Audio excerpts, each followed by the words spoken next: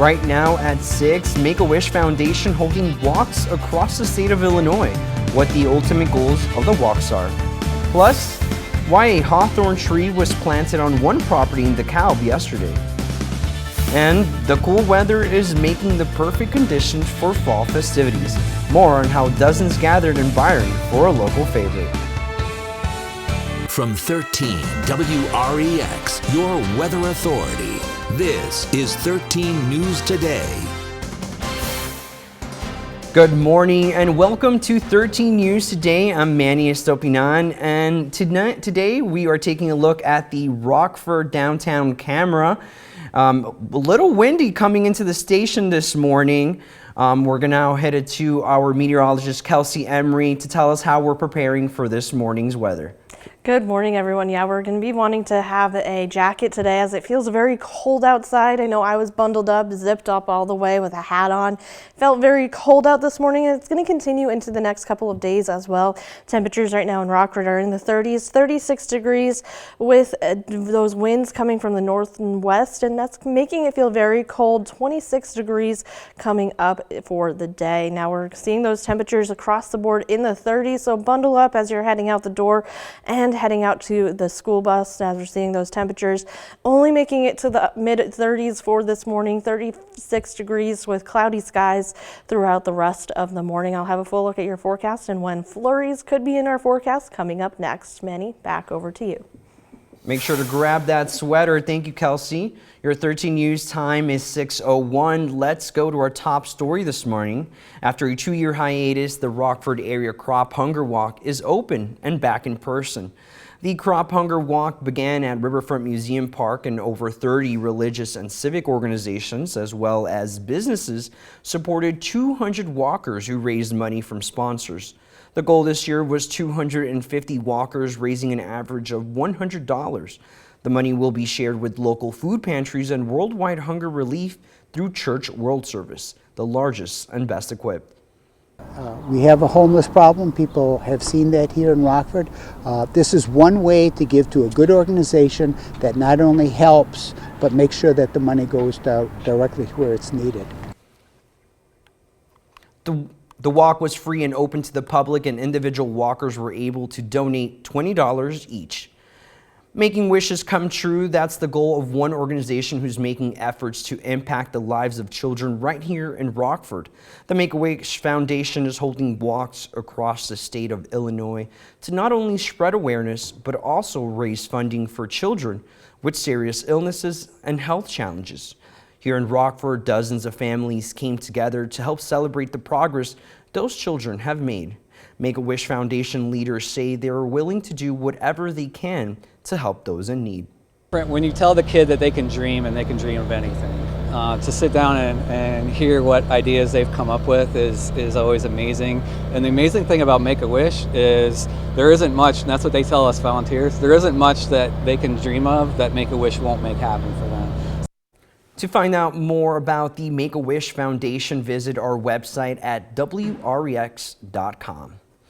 Some positive local news for you. A tree has been dedicated on the Glidden Homestead property in honor of a DeKalb resident.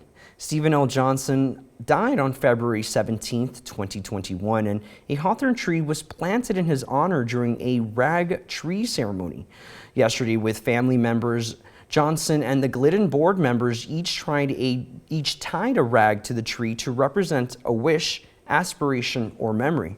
Friends and family of Johnson, as well as community members, are welcome to visit the homestead on every Sunday afternoon from noon to 4 and add a rag to the tree. On Friday, dozens of people gathered downtown for Rockford Art Scene. The Rockford Art Scene biannual art gallery is organized by the Rockford Arts Council. The event highlights local artists, giving them the chance to sell and share the inspiration behind their work. Owner of the Cortman Art Gallery say this is a great opportunity for his business and all aspiring artists. It's always a lively event because there's lots of galleries open all at the same time. So people move around and get a chance to be exposed to the visual arts, which was the idea behind it. My partner and I, Jerry Cortman, were one of the founders of this event 30-some years ago. So it's been around a really long time. Friday wrapped up the two-day event, but don't worry, as preparations are already underway for the Spring Art Festival in about 6 months. The cool weather is making the perfect conditions for fall festivities. Dozens gathered in Byron for a local favorite. 13's WREX's Destin Howard has that story for us. The Byron Chili Fest is back after years of cancellation because of the COVID-19 pandemic. Leaders from the Byron Chamber of Commerce say they are glad this event is back to help support business owners. So Chili Fest this is our 11th year doing Chili Fest, minus a few years that we had to miss. So it's just a great family fun event, and anytime that you can bring people where we can showcase our downtown, it's a benefit to our community, local businesses, and just all around to the town. Each group competing in the Chili Cook-Off represents one of the locally owned businesses in the area. We have quite the variety of chilies and from different teams. So we have some from our local OSF clinic, we have an attorney's office, Testicle Arnquist, and then we have 4 of our local businesses right here downtown. Eric Arnquist says he's grateful for the opportunity and happy to see the community come together. And all these different businesses from all different aspects. We had an issue, we didn't have enough weight for our tent. We had people helping out, we had people giving us different spices, helping us out the whole way through, and it's always good to support the community. The square was filled with dozens from throughout the state line who say they hope the festival is here to stay. I'm so happy to be doing things like this again after COVID, and getting out in the community and eating and drinking. How can you go wrong? This year marked the 11th annual Chili Fest. Turning now over to our meteorologist Kelsey Emery with what we need to know before we head out the door this morning. Kelsey, give me some good news on this weather. Yeah, we're going to be seeing some very chilly temperatures, so I don't know if that's good news unless you really like those cooler temperatures and those winter-like feelings. 36 degrees right now in Freeport, feeling like only 27 because of those northwest winds, very gusty at times. Now for the school bus forecast, we're going to be seeing temperatures in the 30s and struggling to warm as well. And if you want to take a walk later on in the afternoon or heading out for an early lunch, we're going to be seeing those temperatures still rather cold for the morning with cloudy skies and very windy conditions, only getting into the upper 30s to low 40s for the day. I'll have your full forecast coming up in just a little bit. Manny, back over to you. Kelsey, thank you. This week's Inspiring 815 recipient can be found helping one of the most vulnerable populations of our community, the homeless. John Hazelwood knows that what it's like to fall on hard times. Now he serves as a symbol. Our 13's WREX Cassandra Brettel shows how Hazelwood is proving that anyone can make it if they take the first step to get help.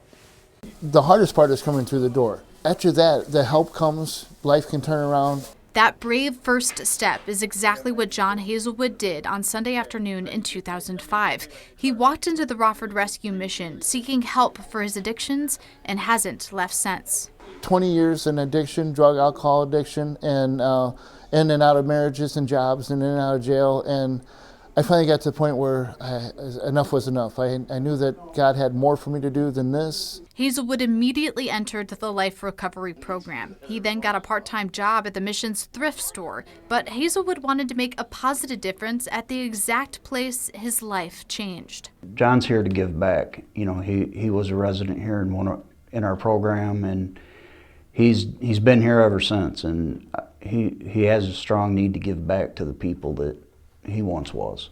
So how long have you been working? So I would oftentimes be the first person, or maybe the only person that person's seen when they come to the mission for help.